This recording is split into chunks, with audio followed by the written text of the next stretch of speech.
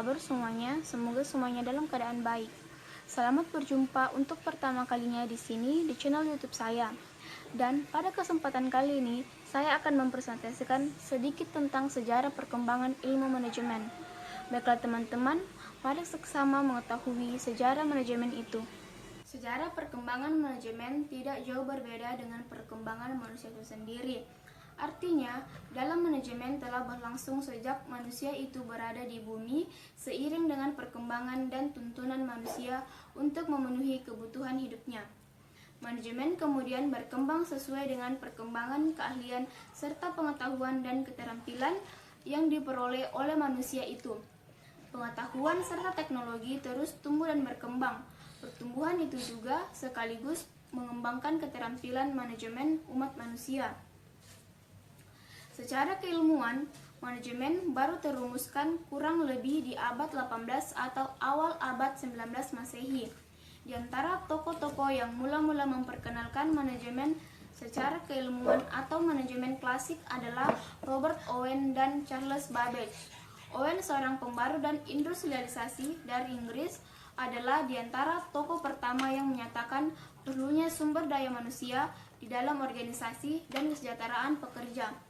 Sedangkan Babbage, seorang ahli matematika dari Inggris yang pertama kali bicara mengenai pentingnya efisiensi dalam proses produksi.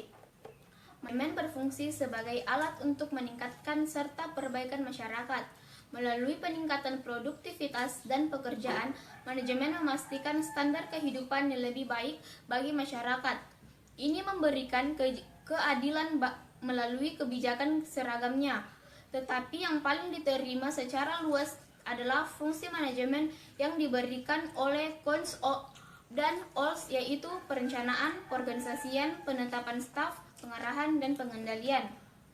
Manfaat manajemen adalah membantu dalam mencapai tujuan organisasi, pemanfaatan sumber daya yang optimal, mengurangi biaya, membangun organisasi yang sehat, dan menetapkan equilibrium. Tujuan utama manajemen adalah untuk mengamankan hasil maksimum dengan upaya dan sumber daya minimum. Manajemen pada dasarnya berkaitan dengan berpikir dan memanfaatkan sumber daya manusia, material, dan keuangan sedemikian rupa sehingga akan menghasilkan kombinasi yang terbaik. Kombinasi ini menghasilkan pengurangan biaya berbagai biaya, yaitu peningkatan efisiensi faktor-faktor produksi, kesejahteraan maksimum untuk pimpinan dan karyawan, dan perbaikan manusia dan keadilan sosial. Keberhasilan atau kesuksesan sebuah organisasi atau perusahaan seringkali dipengaruhi oleh kepiawaian para manajernya.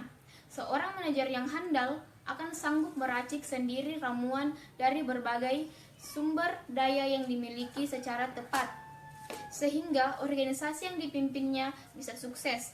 Faktor kepiawaian antara setiap individu dengan individu lainnya selalu tidak sama.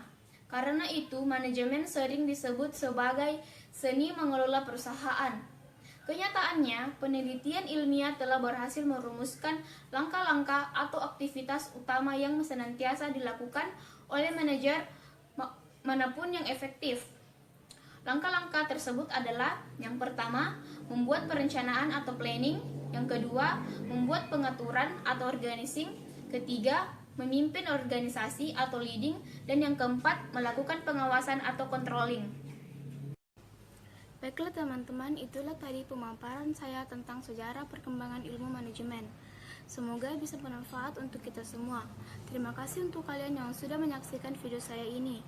Selamat kembali beraktivitas, semoga hari-hari kalian selalu dalam keadaan baik. Wassalamualaikum warahmatullahi wabarakatuh.